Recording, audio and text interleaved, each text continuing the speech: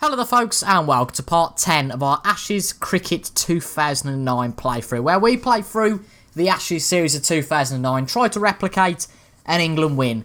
And goodness me, last episode we really tried and really succeeded in trying to get the best of this second test match. Now we lost the first test match to Australia by quite a way because we had a poor first innings. Now, we won the toss, we elected to field at Lords, and goodness me, was it a brilliant decision. Australia, after 15 overs, was 63 for 9. If you haven't seen that, I recommend you go and watch that, it was thrilling. But Marcus North and Hilfenhaus, credit to them, got to 120. Marcus North, 44 not out. So from 63 for 9, they did manage to recover somewhat to 120 all out. But we have got a great chance in the second innings, which we're going to start playing today. We've got a great chance to try and get a great lead over Australia, leaving them struggling in the third innings and their second innings, and perhaps, if we have a good innings, perhaps win the match by one innings. But because Australia only got 120, I do perhaps infer that this isn't the best batting pitch. And that's the first ball of the new innings. Just a defence shot from Andrew Strauss. Now bear in mind, the two openers have been pretty poor for the first two innings so far. I think they've got 10 runs between them, if that, and today's a really good opportunity just to try and get a good partnership going, and it's only took 2 balls and the controller's disconnected. Well, that's great. Right, we're back on.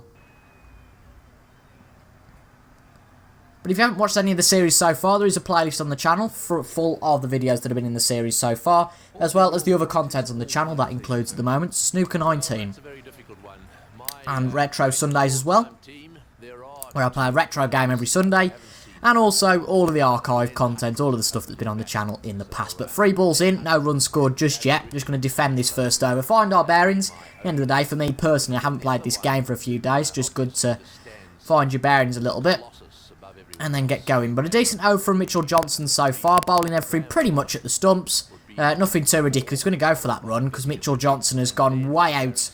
A bit dramatic there, but it was a good defensive shot actually. It did bounce quite a bit on the infield, so Andrew Strauss gets off the mark.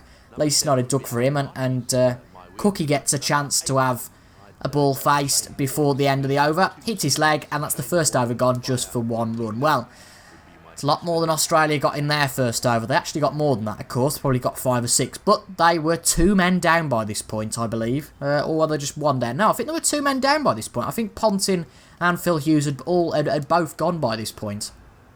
And now for the first time in the series, because Hilfenhaus is a new name for this second Australian test. That's the first ball we're going to see him bowl. A right arm, fast medium pace bowler. Similar to Shane Watson, he's been dropped for the second test. We're following the real life lineups for Australia. We've decided to keep our own lineup for England. Oh, that's an inside edge, pretty close to the wicket there for Cookie. But it's Strauss, sorry, not Cookie. We've kept the same lineups as the tournament for Australia, but for England, we're going with what we feel, because for England, it's just a case of who plays well. But for Australia, I thought, well, I'll keep the authentic lineup. So that's why Hilfenhaus, and I think, from memory, who's the other one? Is it Peter Siddle who gets a go? I can't remember who the other one is who's got in. We'll have a look in a minute. But just defensive shots from Alistair Cook at the moment. No runs off that delivery. It's Andrew Strauss. I don't know why I keep saying it's Cookie. Now this one's going wide of off stump. Might as well just leave this. It's not going to swing back in. But the first few overs, it's always the case, just trying to get your bearings, but not too much and not getting too worried that you can't hit anything. But these are just outside the off stump. There's no point trying to go for these. Doing exactly what we were doing on our first bit of the first innings against Australia. Just trying to get it outside the off stump, get a bit of a tempt and either get them to get the edge, or ultimately play a lofted shot, which we can get to. But that is a decent shot just over the infield. Lofts over the infield a little bit. We can get 2 there, and that is a decent start for Strauss. 3 runs for him, 1 extra. And after 2 overs, still nothing for Alistair Cook. But to be fair to him, he's only faced 1 ball so far of the 12. And in this next over, he will be facing 1 or 2 more. Already at part 10, I can't believe that. But this test match, I don't think it will quite be as long as the last one. Oh, it's a bouncer from Mitchell Johnson. It's a chance for Cookie. And we'll get at least 2 there. As you can see, no fielder there at all. In fact, we can get 3 here. What are they doing? No one's going for this. I think someone's finally just clicked. Goodness me, what was that fielding from Australia? And, well, This controller's been a right pain in the backside, isn't it? Disconnected. It's back on again. But 4 runs. That was very, very bizarre. He didn't go anywhere near the boundary and the field was just like, whatever. Again, another chance of a bounce. I don't know what Mitchell Johnson's doing here. He knows that, particularly in the last test match, it's going to happen again. It's going to happen again. Have we got a bit of a glitch going here? We must have. Not complaining though. We'll run for 4. And, well, we'll get 3 there. I don't know what this fielder's doing, but Strauss back on strike and Cook's got his best innings so far. Very bizarre. Oh, it's a top edge, and Strauss has gone. Well, that's a shocker from Andrew Strauss. He just wants to play on the offside, trying to avoid that glitch from happening again. But what we have done is played a top edge, and the wicketkeeper Brad Hadding caught it. And, well, the opening partnership has gone to nothing again. But now we have the man coming in who was the mastermind of that second innings against Australia in the first test. Ian Bell, 160 odd to his name. Got a left-right hand combination here. And a real chance to get some runs. This is a real bouncer from Mitchell Johnson. Oh, top edge again. Oh, we get away with it though this time. We really do. Goodness me. That was a bit of a risk to play with Ian Bell first ball. But Alistair Cook, not really done much so far, but unbelievably got the most runs. More runs than the team combined, oddly. Another bouncer though. It just keeps tempting us. This is going straight to the field, so we'll just get the 2 here. But still a very good over. We've still got 1 ball left, actually. But a very good over. Alistair Cook off to a good start, and Ian Bell at the other end of the crease for 1. I think I need to blow my nose. For some reason, it's gone a bit blocked. I don't know if you can tell in my commentary. Oh, that's a top edge. And after 3 overs, we are 14 for 1. Right, hopefully that's everything cleared. It sounds a little bit better. A little less blocked. But 9 off 5 for Cookie so far. 1 off 1 for Bell. It's Ian Bell back in on strike for the 4th over. A little bit disappointed that we've already lost 1 man. Really, the aim was to get a good first wicket partnership going. Oh, it's just outside the off stump. But I'm tempted with Belly. And that's a good shot. Played good timing. Of course, an edge would be a little bit of a problem there. This controller is really doing my head in now. Come on. Right. I use a plug and play, that's why. And, oh, it just keeps disconnecting. Come on. Yeah, I use a plug and play cable, and clearly the cable's not that good. But we will get another run out of this. Is that 3 or 4? I think it's just the 3. I don't think we get 4 runs out of that sort of play. But a good start to the over. 3 runs for the batsman. I left a gap in the field. I've left the same gap this time. Just a question of whether you have the edge, really. We'll apply that to the offside. The leg side even, sorry, not the offside. The fielder will catch up to that. Nice and close to it. Good fielding placement from the Aussies. But 2 runs once again. And they are bowling a little bit sloppily, I think it's fair to say. Leaving a few too many chances with the bouncers. Bit of a short length again. Got a chance. Another well-timed ball. If you face a lot of them, then you just get practicing. And well, they're just leaking runs of Australia and not really getting the wickets for it. I know we're only 3.5 overs in, but to have scored 21 at this point isn't great for the Aussies. And they need to learn, really, to stop bowling bouncers. But clearly Hilfenhaus has not got the memo. And that's another great shot. That'll go straight to the fielder. But we will get 2 out of that. But quite odd that the bowler isn't getting the hint here. Could limit runs quite easily by playing full-paced balls and making us defend, playing a little bit outside the off-stump, leaving a tempter. That's a little bit of a more full ball. But once again, we can play that. Oh, get back. Big appeal. Let's hope Cookie's not gone here. Let's take a look at that from another I didn't think it had gone to the field, so we went to run. How far down the crease did he get? No, he's back easily, for goodness sake. So a bit of a get out of jail free there. Apparently he's fresh and fearless. Well, that's quite a tagline. We'll take another few runs there. Oh, that could be 4. It looks like it's going across the ground, and it is. The first boundary of the match, 27 for 1 after 4 overs. Hilfenhaus, I feel, might be took off quite prematurely if he's given away that many runs. Don't think Mitchell Johnson, well, 11 runs, but he's took 1 wicket at the same time at Hilfenhaus. Really leaky with 8 and over.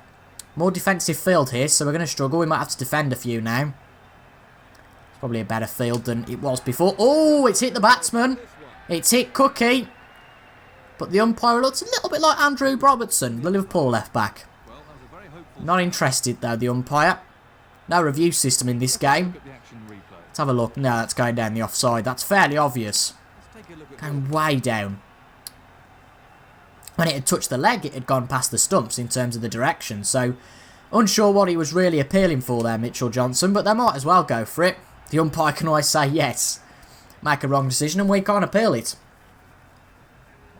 But Cook really getting going here. Great to see. We always want to see the two openers do well.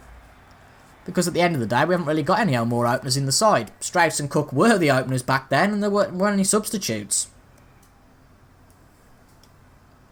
You could promote someone from within the side, but players like Bell, Peterson, Collingwood and Flintoff are good where they are. I wouldn't want Bell to be an opener. I think he's good as a number 3, but what he has been effectively this series, he has effectively been an opener because he's been coming in very early. But that's a great shot from Bell. Just a single though there. Bell not quite getting off the mark so quick. But a single nonetheless. Oh, it could be 2, but Fielder gets out to overthrows. Moore's a little bit cautious before going for them, just to check what the situation is at the other end. That's another dot in But the Alistair scoreboard. Cook still getting into his crease, getting comfortable, and heading towards a good score. Compared to what he's had so far anyway. We'll just defend this. That looks like a no ball, so we will have another ball to face this over. Mitchell Johnson not so leaky this over. I think Hilfenhaus probably get 1 or 2 more overs to prove himself, but he won't have that many. And he will be out to the bowl in attack if he keeps conceding the runs he is. But the main thing is, we're keeping our wicket, we're chomping away at the runs, and I wouldn't say it'd be too long. I mean, it will take overs, of course. If we're looking at 5 and over, we're looking at probably 20 overs to get 100. But if we can get there with, say, maybe losing even 2 or 3 wickets, we can still get a good total on the board. At least double what Australia have got, and hopefully looking more towards 300 or 400. I'd like to get 400, really. If not 500, that gives them a really big total to try and get to in their next innings. Especially if they're batting like they were in the first innings. Gives us a big chance to win the test match and get it over and done with quickly and avenge that 1-0 victory. Now this is going a little bit outside the off stump, but like that one shot we played earlier, I do fancy Bell, and once again, a similar shot to what he played before. Batsman are coming back I for think a we'll get for 3 here. It's a little bit tight, but we're absolutely fine. Probably the wrong end he went to there, but I think either man would have got in. Doing the same with Alistair Cook, so we can have a go at this. Might come to regret this, just runs out but of the not the best shot from Cookie, so he won't be doing that. But it's a bit of a slower ball, bit of a ploy from Hilfenhaus to try and distract us, but it doesn't really work. And all we'll do here is just leave it. We're not falling for that one. Although I did leave one with Kevin Peterson against who was it now? Not Nathan Lyon. Who's the spinner? It's got to be Nathan. No, it's Marcus North. It's a nice shot, even though it said it's poor. Technique was still decent. Oh, we're going for 2. No, going back now. That's close. The umpire's calling. Third umpire is Cookie out. I thought you got to go for 2, but there was no going back. We made the decision, and it was a bit of an early reverse swing, hence why it didn't really go anywhere. But are we out? Is Alistair Cook a good start, but is it going to be affected now? It's close. They're tough ones for the umpire. We get to see Cookie's in. He's in. He's fine. Yeah, he's in. We're absolutely fine. We get away with that one and get another run. So Cook on 21, a good start for him. And Bell on 8 for 10. Only on day 1 after lunch here. Start a new over there. That just shows how quickly we got the Aussies out after 30 overs. So basically in a session. And, well, hopefully by the end of day 1 we can have a good lead. That's a nice shot. That'll be 1 run for the total. No rush, of course, here to get the runs. But it doesn't look like a batsman's wicket based on the Australian score. So we might want to try and take the opportunities where we can. And at the moment it looks like a good time to take runs. But that's an outside edge. And both of the openers gone. Alistair Cook gone. 16 balls, 25 minutes. Still not good enough, really. We attacked that. The timing was off. And both the openers gone. Easy catch for the slip. Went straight to his hands. And now it's Bell and Peterson. Only 6 overs gone and already lost the 2 openers. That's disappointing. Peterson, the new man to the crease, though. Maybe a little bit defending to do, though, here. just to try and get comfortable.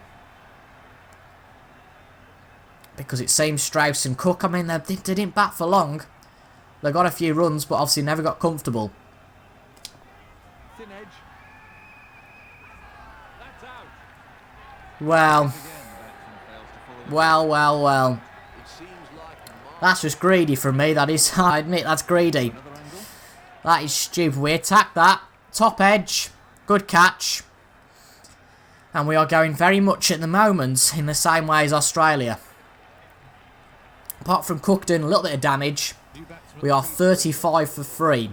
Now, I said we wanted to get to their total, if we wanted to get a lead, that is, at about 120. Well, of course about 120, you plonker, but 3 wickets down at most. We've lost 3 wickets now, so if we want to meet our aim of only being 3 wickets down, that's a mighty ball, by the way, at 99.9 mile an hour. If we want to meet that target, then we have to get to that total without losing any more wickets. And playing the expansive way we have so far, it's not going to cut it. We are going to play one bad shot and be out. And I mean, look at that. Mitchell Johnson taking all the wickets, and Hilfenhaus just providing a bit of a chance to have a bat. Mitchell, I don't really get why he's in the lineup, to be honest, because he's just not providing anything at the moment. But we'll take the runs where we can. This will be at least 2. Yeah, it will be 2. We'll secure 2. At the end of the day, we've just lost 2 quick wickets. We don't want to be too stupid about anything. We just want to take the runs where we can, be nice and composed, cautious, and bat out the rest of the episode, really. Get Bell and Collingwood comfortably off the mark, and hopefully get a good partnership going. It's a good shot. It's an edge, but it doesn't really matter.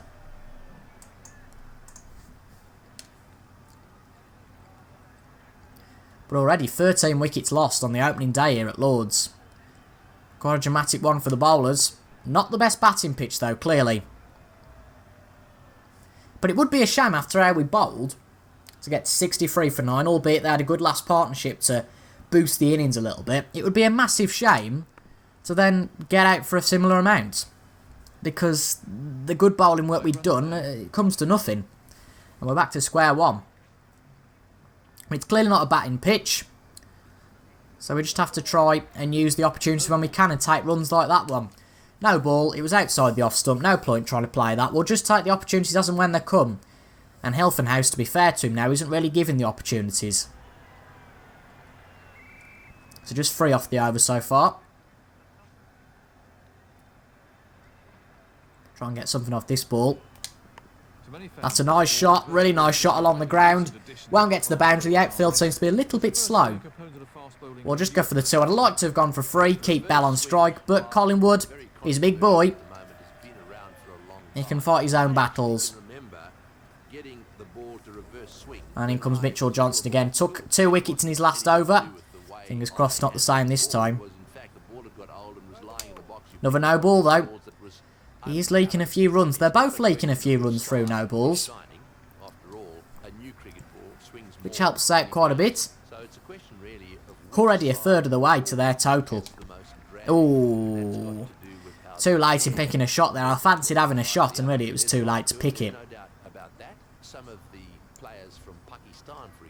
Just a defensive shot here, I think. Yeah, perfect. Down the crease. Don't have to hit everyone to the boundary. It's not the most exciting of play, but if we've lost 3 quick wickets like we have, we can't afford to play that expansive play. We had a good partnership with these 2 in the last innings, and yes, we could play that expansive play because the 2 players were comfortable in the crease.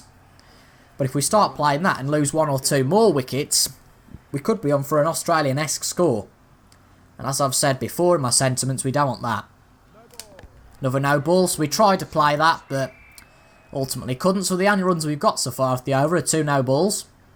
Collingwood face 5 deliveries, but only 3 legitimate ones. That's a good shot down the line. Unfortunately quite close to the fielder though, so it's just going to be 2 here. Could take 3, but it's not worth it.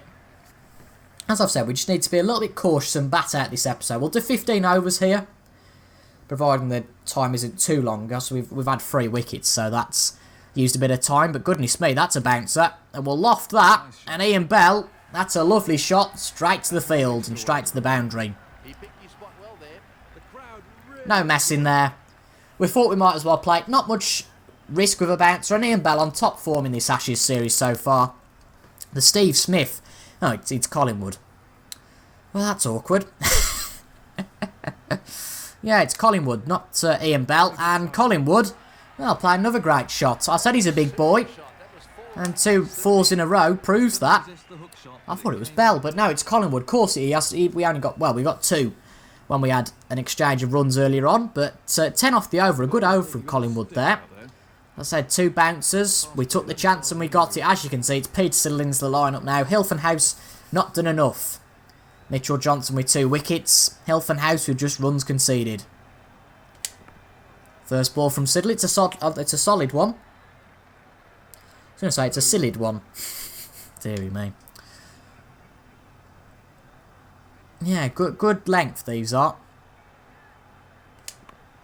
Just have to reply to them. We got 10 off the last over, so no big rush to try and score runs here.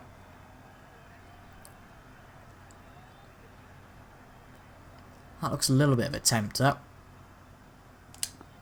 Ooh, bit of an edge, but not costly. You can play the odd shot and experiment sometimes to get it wrong. There's just a little bit of margin for error. But we might not choose to play an extreme amount of those shots. Nice defensive shot, though.